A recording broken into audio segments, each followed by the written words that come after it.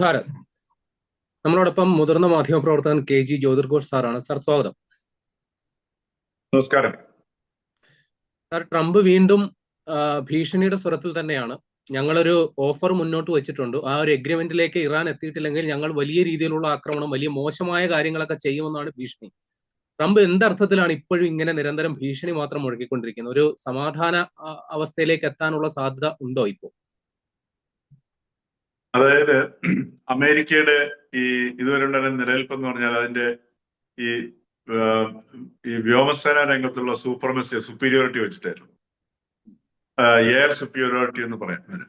അപ്പൊ ആ ഒരു വ്യോമസേന മേധാവിത്വം അമേരിക്കയ്ക്ക് ഇപ്പൊ നഷ്ടമായി. അമേരിക്കയുടെ ആ ഒരു പ്രതിച്ഛായ തകർന്നടിഞ്ഞു നിൽക്കുന്ന ഒരു അവസ്ഥയിലാണ് ഇപ്പൊ നിൽക്കുന്നത്. അതും ഇറാനെ പോലെ കഴിഞ്ഞ 45 വർഷമായിട്ട് യാതൊരു പുരോഗതിയും നേടാത്ത ഒരു രാജ്യത്തിന് മുൻപിലാണ് അമേരിക്ക തകർന്ന് തരിപ്പണമായിട്ട് നിൽക്കുന്നത്. ഇതിനിപ്പോ ട്രംപിന് അമേരിക്കയിൽ പോലും മറുപടി പറയാൻ പറ്റാത്തൊരവസ്ഥ എത്തിയിരിക്കുന്നു. ഇപ്പോഴത്തെ ഉള്ള അവസ്ഥ എന്ന് പറഞ്ഞാൽ അത് യുദ്ധം നേരത്തെ നമ്മുടെ ഇതേപോലുള്ള ഈ അവസരങ്ങളിൽ സംസാരിച്ചതുപോലെ യുദ്ധം ഏതാണ്ട് അവസാനിക്കുന്നതിന്റെ ലക്ഷണങ്ങളും സൂചനകളും ഇപ്പൊ കാണുന്നു.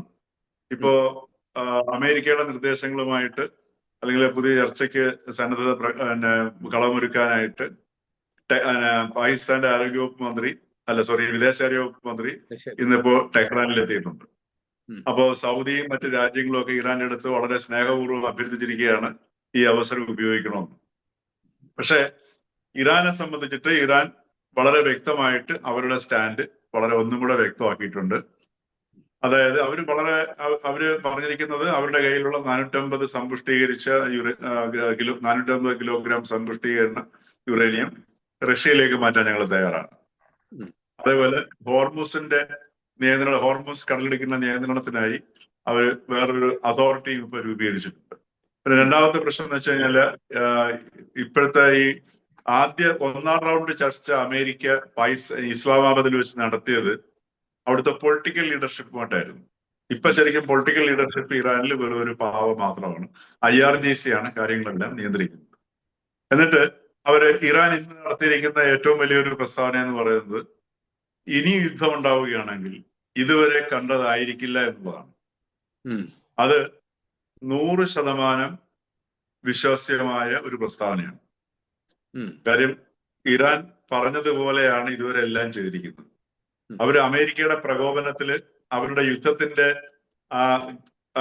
ആ ട്രാജക്ടറി, ആ ഗതി ഉണ്ടല്ലോ, ആ ഗതിയിൽ പോലും ഒരു മാറ്റം വരുത്തിയില്ല. അതായത് അവരുടെ ഖമേനിയെയും മറ്റവരുടെ ഉന്നതമായിട്ടുള്ള മുഴുവൻ ആൾക്കാരെയും വധിച്ചതിന് ശേഷം പോലും അവര് നേരത്തെ പ്ലാൻ ചെയ്ത യുദ്ധത്തിന്റെ ആ ട്രാജക്ടറിയിൽ അല്ലെങ്കിൽ ആ ഒരു ഗതിയിലൂടെയാണ് അവർ പ്രോഗ്രസ് ചെയ്ത് പോയത്.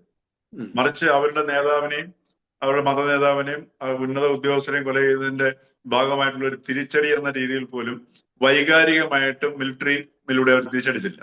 അവർ ഓരോ ഗ്രേഡ് വെച്ചിട്ടാണ് പോയിരിക്കുന്ന സംഗതി. അപ്പൊ ഇപ്പൊ അവര് പറയുന്നത് ഇനി യുദ്ധം ഉണ്ടാവുകയാണെങ്കിൽ ഇതുവരെ ഉള്ളതുപോലെ ആയിരിക്കില്ല. അതേപോലെ തന്നെ അവര് ഗൾഫ് രാജ്യങ്ങൾക്ക് ഒരു മുന്നറിയിപ്പ് കൊടുത്തു, അമേരിക്കയെ അവിടുന്ന് കിടത്തുക. അതല്ലെങ്കിൽ പിന്നെ പരാതി പറഞ്ഞിട്ട് കാര്യമില്ല. കാരണം ഗൾഫ് രാജ്യങ്ങളുടെ വൻ നാശത്തിലേക്ക് സൂചിപ്പിക്കുന്ന ഒരു സംഗതിയാണെന്ന് പറയുന്നു. കാര്യം ഗൾഫ് രാജ്യങ്ങൾക്ക് ഒരു പരിധിക്കപ്പുറം ഇറാന്റെ ഈ യുദ്ധത്തിൽ പിടിച്ചു നിൽക്കാനും പറ്റില്ല എന്നുള്ളത് നമ്മൾ കണ്ടതാണ്. അപ്പൊ ഇത്തരത്തിലൊരു സാഹചര്യത്തിലാണ് ഇപ്പോഴത്തെ പുതിയ നിർദ്ദേശം വന്നിരിക്കുന്നത്. അതിപ്പോ ഏറ്റവും ഒടുവിൽ വന്നിരിക്കുന്ന മറ്റൊരു റിപ്പോർട്ട് എന്ന് വെച്ചാൽ അമേരിക്കയിലെ ഏജൻസിയുടെ പേരെന്റെ ഓർമ്മയിൽ വരുന്നില്ല, CR എന്ന് തുടങ്ങുന്ന ഒരു ഏജൻസിയാണ്. അവർ നടത്തിയിരിക്കുന്ന സ്റ്റഡി പ്രകാരം 42 ഫൈറ്റർ വിമാനങ്ങളാണ്, അതും അമേരിക്കയുടെ 5th ജനറേഷൻ സ്റ്റെൽത്ത് ഫൈറ്റർ ഉൾപ്പെടെയുള്ള വിമാനങ്ങളാണ് നശിപ്പിക്കുകയോ ഡാമേജ് ചെയ്യപ്പെടുകയോ ചെയ്തത്. അതായത് 2 സൈനികരെ ഇറാനിൽ വെച്ച് നഷ്ടമായി. അത് ഒരു വിമാനം തകർത്തതിന്റെ പശ്ചാത്തലത്തിലാണ്. ആ സൈനികരെ രക്ഷിക്കാൻ പോയ വിമാനവും ഇറാൻ തകർത്തു. ഇറാന്റെ ഈ വ്യോമസേന ശേഷിയെ ഒരു കാലത്തും അമേരിക്ക ഇത്രയധികം പ്രതീക്ഷിച്ചിരുന്നില്ല, ഇത്രയും ശേഷി ഉണ്ടാവും. അങ്ങനെ അമേരിക്കയുടെ 42 യുദ്ധവിമാനങ്ങളാണ്, അത് സ്റ്റെൽത്ത് വിമാനങ്ങൾ, അതുപോലെ E-35, അതേപോലെ ഈ നിരീക്ഷണ വിമാനം തകർത്തിട്ട് തകർത്തിട്ടത് ശരിക്കും പറഞ്ഞാല് സൗദിയിലാണ്. അപ്പോ അതുപോലെ തന്നെ കുവൈറ്റിൽ വെച്ച് തകർത്തിട്ടു. അപ്പൊ ഈ രീതിയിൽ ഇത്രയും വലിയൊരു തകർച്ചയുണ്ടായ പശ്ചാത്തലത്തില് അമേരിക്കയിലെ ഈ അനലൈസ് ചെയ്ത ഏജൻസി അവർ കണ്ടെത്തിയിരിക്കുന്നത് $29 ബില്യൺ ആണ് ഇതുവരെ ഈ ഗൾഫ് യുദ്ധത്തിന് വേണ്ടി ചെലവഴിക്കേണ്ടി ഈ പശ്ചിമേഷ്യ യുദ്ധത്തിന് വേണ്ടി അമേരിക്കയ്ക്ക് ചെലവഴിക്കേണ്ടി വന്നു. $29 ബില്യൺ. എന്നിട്ട് ഇപ്പൊ എന്താണ് സംഭവിച്ചത്? ഏറ്റവും ഒടുവിൽ അവരുടെ കയ്യിൽ നിന്ന് അമ്യൂണിഷൻസും തീർന്നു. ഈ വെടിനിർത്തൽ വരാൻ കാരണം പോലും അത് തന്നെയാണ്. ഇപ്പോ അതുണ്ടാക്കിയിരിക്കുന്ന അവരുടെ സമ്പദ് വ്യവസ്ഥയ്ക്ക് ഉണ്ടാക്കിയിരിക്കുന്ന വലിയ ആഘാതം അതാണ് ഇപ്പൊ അമേരിക്കയിലെ കോൺഗ്രസിലും അമേരിക്കയിലെ റിപ്പബ്ലിക്കൻ പാർട്ടിയിൽ പോലും വലിയ ചർച്ചയായിരിക്കുന്ന സംഗതി അതാണ്. ഈ പശ്ചാത്തലത്തില് മാത്രമല്ല അമേരിക്കയുടെ ആ എയർഫോഴ്സിന്റെ സുപ്പീരിയോറിറ്റി നഷ്ടപ്പെട്ടു എന്നുള്ളൊരു സംഗതി ലോകരാജ്യങ്ങളുടെ മുമ്പില് അമേരിക്ക വല്ലാതെ ഈ പറഞ്ഞ അവർക്ക് ഉണ്ടായിരുന്നത് മുഴുവൻ അതിന്റെ ഒരു മുഷ്കായിരുന്നു. ആ മുഷ്ക് തകർന്നടിച്ചിരിക്കുകയാണ് ചെയ്യുന്നത്. അപ്പൊ ആ ഒരു സാഹചര്യത്തില് ഇപ്പം ഏകദേശം ഇന്നലെ ഇറാൻ വേറൊരു റിപ്പോർട്ട് പുറത്തുവിട്ടു. അതായത് ഹോർമൂസ് കടലിലേക്ക് വഴി തങ്ങൾ 16 ചരക്ക് കപ്പലുകളെ കടത്തിവിട്ടു എന്ന് പറഞ്ഞു. അപ്പൊ അത് വളരെ ശ്രദ്ധിക്കണം. 16 കപ്പലുകളെ തങ്ങൾ കടത്തിവിട്ടു എന്ന് പറയുമ്പോഴത്തേക്ക് അവർ പറയുന്നത് അമേരിക്കയുടെ ബ്ലോക്കഡ് ഉണ്ടെങ്കിലും ഹോർമൂസ് കടലിടുക്കിന്റെ നിയന്ത്രണം തങ്ങളുടെ കയ്യിലേക്ക് വന്നിരിക്കുന്നു എന്നുള്ളതിന്റെ ഒരു സൂചനയാണ് 16 ചരക്ക് കപ്പലുകൾ ഇന്നലെ 16 26 ചരക്ക് കപ്പലുകൾ കടത്തിവിട്ടു എന്ന് ഇപ്പൊ IRGC അല്ലെങ്കിൽ ഇറാൻ പ്രഖ്യാപിച്ചിരിക്കുന്നു. അതായത് ഹോർമൂസ് തങ്ങളുടെ നിയന്ത്രണത്തിലേക്ക് കൊണ്ടുവരുന്നു. അപ്പൊ ഇതിനകത്ത് ഇപ്പൊ ഈ ചർച്ചയിൽ വരാൻ പോകുന്ന സംഗതി ഒരു പക്ഷേങ്കിൽ അമേരിക്ക ഈ യുറേനിയം സമ്പുഷ്ടീകരിച്ച യുറേനിയം റഷ്യയിലേക്ക് മാറ്റാൻ ഒരു പക്ഷേങ്കിൽ സമ്മതിച്ചേക്കാം. അല്ലാതെ ഒരു പരിഹാരത്തിലേക്ക്, കാരണം ഒരു കാരണവശാലും അമേരിക്കയിലേക്ക് അവരുടെ യുറേനിയം കൊടുക്കുന്ന പ്രശ്നമില്ല ഇറാൻ, അതവർ വ്യക്തമാക്കിയിട്ടുണ്ട്. മാത്രമല്ല അമേരിക്കയെ ഒരു ചർച്ചയിൽ പോലും അമേരിക്കയുമായി ഒരു ചർച്ചയ്ക്ക് പോലും ഇരിക്കാനുള്ള വിശ്വാസ്യതയില്ല എന്നുള്ളതാണ് ഇറാൻ ആവർത്തിച്ച് പ്രഖ്യാപിക്കുന്നത്. അത് അമേരിക്കയിലെ കോൺഗ്രസ് നേതാക്കളും അമേരിക്കയിലെ അനലിസ്റ്റുകളും എല്ലാവരും പറയുന്ന സംഗതിയാണ്. കാരണം ട്രംപിനെ വിശ്വസിക്കാൻ പറ്റുന്നില്ല. ട്രംപ് ഒരു സംഗതി ഇപ്പോൾ പറഞ്ഞ അടുത്ത സമയത്ത് മാറ്റി പറയുന്നു. അപ്പൊ ഇത്തരത്തിലുള്ള ഒരു സാഹചര്യമുള്ള സ്ഥിതിക്ക് ഒരു കാരണവശാലും അമേരിക്കയുടെ പക്കലിലേക്ക് ഈ യുറേനിയം കൊടുക്കാൻ സാധ്യതയില്ല. പിന്നെ അമേരിക്കയ്ക്ക് സ്വീകാര്യമായ ഒരു സംഗതി റഷ്യയിലേക്ക് ഹാൻഡ് ഓവർ ചെയ്യുക എന്നുള്ളതാണ്. അപ്പോ അതൊരു ലോങ് ടേം ഫ്രീസിനും ഇറാൻ തയ്യാറായിട്ടുണ്ട്. അപ്പൊ അതേ സമയത്ത് റഷ്യ പറയുന്നുണ്ട് ഈ സിവിൽ ആവശ്യങ്ങൾക്കായിട്ടുള്ള സമ്പുഷ്ടീകരണം ഈ നോൺ പ്രൊളിഫറേഷൻ ട്രീറ്റി അനുസരിച്ചിട്ട് എല്ലാ രാജ്യങ്ങൾക്കും അവകാശവുമുണ്ട്. അപ്പൊ ഇത്തരത്തിലുള്ള ഒരു പശ്ചാത്തലത്തില് ഇറാന്റെ ഒരു ഉപാധികൾക്ക് ഒരു പരിധി വരെ വഴങ്ങി അമേരിക്ക ഈ യുദ്ധത്തിൽ നിന്ന് പിന്മാറാനുള്ള സാധ്യതയാണ് ഇപ്പോൾ കാണുന്നത്. അതല്ല എന്നുണ്ടെങ്കിൽ നമ്മള് ചരിത്രത്തിൽ കണ്ടിട്ടില്ലാത്ത ഒരു സർവനാശത്തിലേക്ക് യുദ്ധം പോകും എന്നുള്ളതിൽ ഒരു സംശയമില്ല. കാരണം ഇറാന്റെ ഈ അണ്ടർഗ്രൗണ്ട് വേൾഡ് അവിടെ ഉള്ള ഒരു സമാന്തര ഇറാൻ പോലെയാണെന്നാണ് പറയുന്നത്. അതിനടിയിലുള്ള ഈ ആയുധ ശേഖരങ്ങളും നൂതന സംവിധാനങ്ങളും എല്ലാം. പിന്നെ സ്വാഭാവികമായിട്ടും ഇന്റലിജൻസിന്റെ കാര്യത്തിലാണെങ്കിൽ റഷ്യയുടെയും ചൈനയുടെയും പിന്തുണയുണ്ട്. അതുപോലെ അമ്യൂണിഷൻസ് ഉണ്ടാക്കുന്നത് സംബന്ധിച്ചിട്ട് ഇതുവരെ ഇറാനെ സംബന്ധിച്ചിട്ട് അമ്യൂണിഷൻസ് അവർ വളരെ എക്കണോമിക് ആയിട്ടാണ് അവരുടെ ഈ ആയുധങ്ങൾ ഉപയോഗിക്കുന്നത് പോലും. കാര്യം ആദ്യം അമേരിക്കയുടെ പക്കലുള്ള സർവ്വവിധ ഈ ആയുധ ശേഖരം അമ്യൂണിഷൻ തീരാൻ കാരണം ഈ ഇറാന്റെ പക്കലുള്ള ഈ ഷഹീദ് മിസൈലുകൾ ചീപ്പായിട്ടുള്ള മിസൈലുകളാണ്. ഈ ഷഹീദ് മിസൈലുകൾ തുരുതുര അയച്ചിട്ടാണ് അവരുടെ കയ്യിലുള്ള ശേഖരം മുഴുവൻ കാലിയാക്കിയത്. ആ കാലിയാക്കിയതിന് ശേഷമാണ് അവരുടെ സെക്കൻഡ് പവർഫുൾ ആയിട്ടുള്ള ആയുധങ്ങൾ ഉപയോഗിച്ച് വീണ്ടും ഇസ്രയേലിനെ അടിച്ചുവിടുന്നത്. ഇസ്രയേലിന് ഭീകരമായ നാശനഷ്ടങ്ങളാണ് ഇസ്രയേലിന് സംഭവിച്ചിരിക്കുന്നത്. അപ്പോ ഈ രീതിയിലാണ് സ്ട്രാറ്റജിയിലൂടെയാണ് ഇറാൻ പരിമിതമായ റിസോഴ്സസ് വെച്ച് ഈ അമേരിക്കയെ മുട്ടുകുത്തിക്കുന്ന ഏതാണ്ട് അവസ്ഥയിലേക്കുള്ള യുദ്ധം ചെയ്തത്. അപ്പൊ അതുകൊണ്ട് എന്റെ ബലമായ വിശ്വാസം ഈ ഒരു ട്രീറ്റിയിലേക്ക് ഇത് നീങ്ങാനുള്ള സാധ്യതയെല്ലാം ഉണ്ട് എന്നുള്ളതാണ്. അതോടൊപ്പം തന്നെ ഈ ഗൾഫ് രാജ്യങ്ങൾ എന്ത് നിലപാട് സ്വീകരിക്കും എന്നുള്ളതും പ്രശ്നമാണ്. കാരണം ഇറാൻ അറിയാം ഈ സമയത്ത് മാത്രമേ ഒരു വിലപേശൽ നടത്തി, ഒരു ബാർഗെയിൻ നടത്തി, അല്ലെങ്കിൽ എന്താ പറയാ, അല്ലെങ്കിൽ ഒരു ബ്ലാക്ക് മെയിൽ തന്ത്രമെങ്കിലും ഉയർത്തി അമേരിക്കയെ ഈ ഭാഗത്ത് നിന്ന് കടത്തുക എന്നുള്ള ഒരു ലക്ഷ്യമുണ്ട്.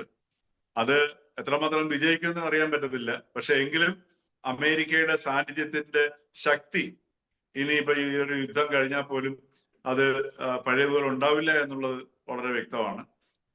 അതിന് കാരണം കാരണം ഈ ഒരു സുപ്രഭാതത്തിൽ എടുത്തുകൊണ്ട് പോകാൻ പറ്റത്തില്ല. ഇപ്പൊ നമുക്ക് സൗദിയിൽ നിന്നാണെങ്കിലും പിന്നെ UAE-യിൽ നിന്നാണെങ്കിലും അവരുടെ മിലിറ്ററി താവളങ്ങൾ എല്ലാം മാറ്റാനായിട്ടൊന്നും പറ്റില്ല. ദീർഘകാല കരാറുകളുടെ അടിസ്ഥാനത്തിലൊക്കെയുള്ള സംഗതികളാണ്. പക്ഷെ എങ്കിൽ പോലും അമേരിക്കയുടെ ഈ പശ്ചിമേഷ്യൻ മേധാവിത്വം ഏതാണ്ട് അസ്തമിക്കുന്ന ഒരു ചിത്രം കൂടെയാണ് നമ്മൾ കാണുന്നത്. അതുകൊണ്ട് ഇറാൻ ഇതില് ഇപ്പൊ ഈ യുറേനിയം സമ്പുഷ്ടീകരിച്ചത് കൈമാറുന്നത് മാത്രമല്ലല്ലോ, ഇറാൻ ആവശ്യപ്പെടുന്ന സുപ്രധാന സംഗതി അമേരിക്ക ഉണ്ടാക്കിയ ഡാമേജിന് കോമ്പൻസേഷൻ വേണമെന്ന് പറയുന്നു. നിലവില് അമേരിക്ക സാമ്പത്തികമായി വലിയ ആഘാതം നേരിടുന്ന സമയത്ത് ആ ഒരു കണ്ടീഷനും എങ്ങനെ ഇവർ മീറ്റ് ചെയ്യും? അല്ല, അതെനിക്ക് തോന്നുന്നത് അത് അനുസരിക്കാൻ സാധ്യതയുണ്ടാവില്ല. അതിന് പകരം അവരെനിക്ക് തോന്നുന്നത് ആ ഒരു ഉപാധി വയ്ക്കുന്നത് അവരുടെ ഫ്രോസൺ അസറ്റ് റിലീസ് ചെയ്യാൻ വേണ്ടിയിട്ടാണ്. ഇറാന്റെ ഏറ്റവും വലിയ ആവശ്യം അമേരിക്കയുടെ പക്കലുള്ള ഇറാന്റെ ഫ്രോസൺ അസറ്റ്, അതേപോലെ സാങ്ഷൻസ് പിൻവലിക്കുക. ഈ രണ്ട് സാധനം ഉണ്ടാവണമെങ്കിൽ ഇറാനെ സംബന്ധിച്ചിട്ട് മഹാവിജയമാണ്. അപ്പൊ അതിനുള്ള ഒരു ഉപാധിയുടെ ഒരു ഭാഗമായിട്ടാണ്. കാരണം ഒരു പ്രപ്പോസൽ മുമ്പോട്ട് വയ്ക്കുന്നു, ആ പ്രപ്പോസൽ സാധ്യമല്ല എന്ന് പറയുമ്പോൾ അത് അവർ പിൻവലിക്കാൻ തയ്യാറാവുന്നു. അങ്ങനെയാണല്ലോ നെഗോഷിയേഷൻസ് ഉണ്ടാവുന്നത്. അതേ സമയത്ത് അവരുടെ ഫ്രോസൺ അസറ്റ് വിട്ടു നൽകുകയാണെന്നുണ്ടെങ്കിൽ ഞങ്ങളുടെ ഈ ഡിമാൻഡ് പിൻവലിക്കാമെന്ന് പറയുന്നു. അപ്പം ഈ രീതിയിലുള്ള ഒരു ബാർഗെയിനിങ്ങിന് വേണ്ടിയിട്ടായിരിക്കണം അത് വെച്ചിട്ടുള്ളത്.